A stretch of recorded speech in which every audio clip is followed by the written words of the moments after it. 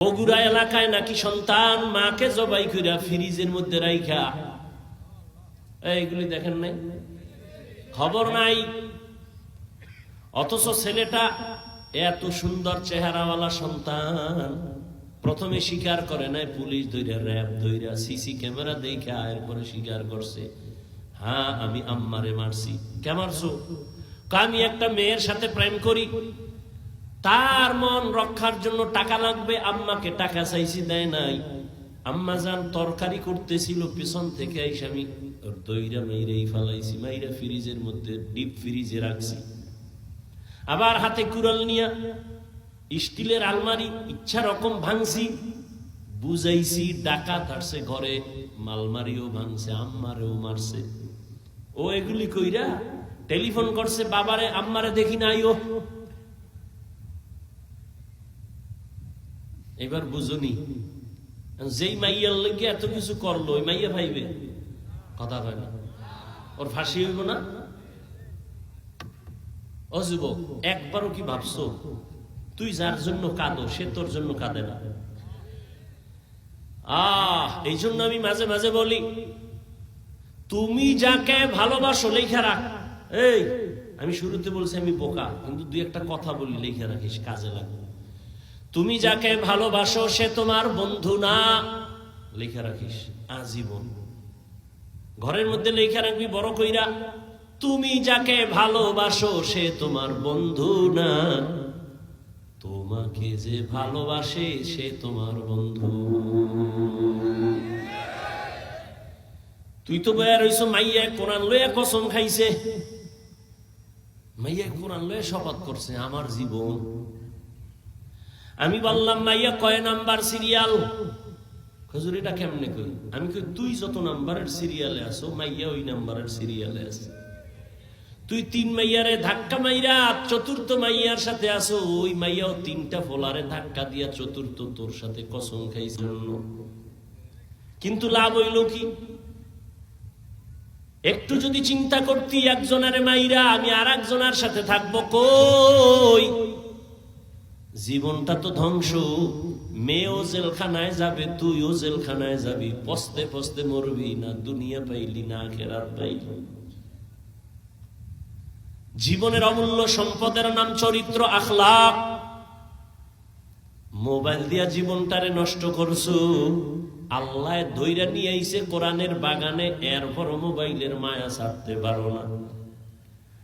ওর এখানে বৈশা যদি একটু চিন্তা করতি, কলিজার যুবক বাবা, জাল্লা তুমি এখানে বসাইছো, একটুনি চোখের পানি নিয়ে গুণামুক্ত হইয়া আমি বাসায় যাইতে পারি, চিন্তা যদি করতি, পকেট থেকে আর মোবাইলটা উঠাইতি না। ওই মোবাইল নিয়ে তালবাহানা করতে করতে দেখবি মোনাজাত হয়ে গেছে, 800 খালি যাবি, খালি বয়ানের কিছুই বুঝলি না রে বাবা।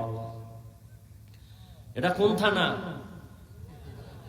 পেকুয়া থানার পুলিশ আইসা একটা আসামি ধইরা নিয়ে থানায় এমন ভাবে বেতের বাড়ি মারলো, কিন্তু চিৎকার দেয়, চোখে বানি নাই। বুঝো বাবা, আল্লাহ মানুষকে জ্ঞান দিছে ভালো মন্দ বুঝার, কুত্তাকে দেয় নাই, একটু বুঝো। পেকুয়া থানায় আসামি নিয়ে বেতের বাড়ি দেয়, কাঁদে না, শুধু চিল্লায়, কিন্তু চোখে বানি নাই। আর আল্লাহর খাস বান্দারা বয়ান যখন করে, ময়দানে 200 হাত দূরে বয়া যুবক কান্না করে। একটু বিবেকটারে জিজ্ঞাসা কর, ওই যুবকের মারলো কে? বিবেকটাকে জিজ্ঞাসা কর। থানায় আসামি বেত দিয়া পিডায়, কাঁদে না, কিন্তু ওয়াজের প্যান্ডেলে মানুষ কেন কাঁদে? ওরে মারলো কে? ওর চোখের পানি অনবরত পড়তেছে। এর নাম কফাল। 13 বছর নবীকে দেখা কালেমা পড়ে না, আর 27 বছরের যুবক আমার নবীরে জবাই করতে গিয়ে তরবারি ফালায় কালেমা পড়ে। এর নাম কফাল। ওয়াজে আইসা কত মানুষ হাসি তামসা করে, নিজেও কাঁদে না, অন্যে কাঁদে, তাও পছন্দ করে না। আর একদল কান্না কইরা মা মা বয়া কানে, আর কান্না করে, আর বলে আল্লাহ তুমি আমারে মাফ করে দাও। মনে হয় যেন এই ময়দানে আমার মতো গুনাহগার কেউ নাই। দুনিয়ার আমার মা বাবা ভাই বোন কেউ জানেন আমি কত বড় খারাপ, কিন্তু আল্লাহ তুমি জানো আমার খারাপ অন্যায় খবরগুলো যদি মা টের পাইতো, কোনোদিন মা আমাকে আর দোয়া করতো না। আমার অন্যায়ের খবর যদি আমার সন্তান জানে, কোনোদিন আব্বু বলে ডাকবে না।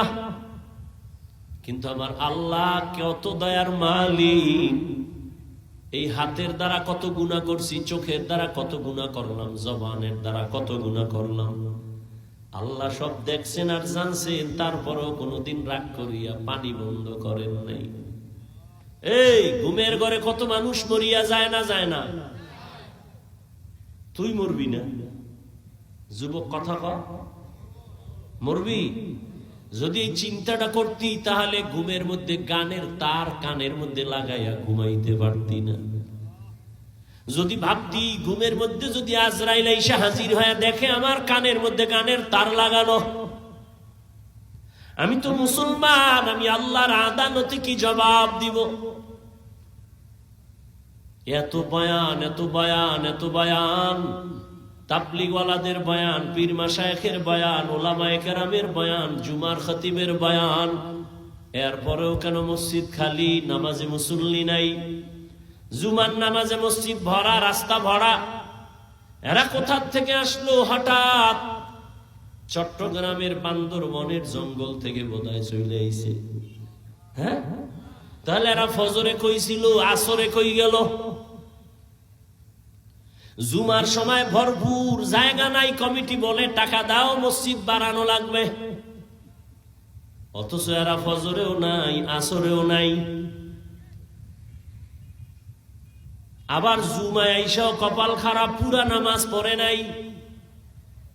ইমাম বা খতিব সাহেব 2 রাকাত ফরজের সালাম ফিরানো মাত্র এমন জোরে দৌড় দিছে, বাসায় গিয়া দেখে আরেকজনের জুতা নিয়ে হাজির। ধরা খাইলে কয় টেস্ট করলাম, ডোন্ট মাইন্ড।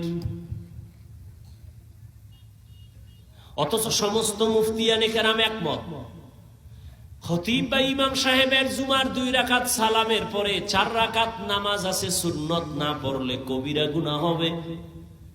যারা শুধু সালাম ফিরাইয়া ঘরে যাও, তুমি 2 রাকাতের সওয়াব আর 4 রাকাত না পড়ার কবিরা গুনাহ কাঁধে নিয়ে বাসায় যাও। কারণটা কি? 5 বেলার নামাজ না পড়ার অভিশাপ।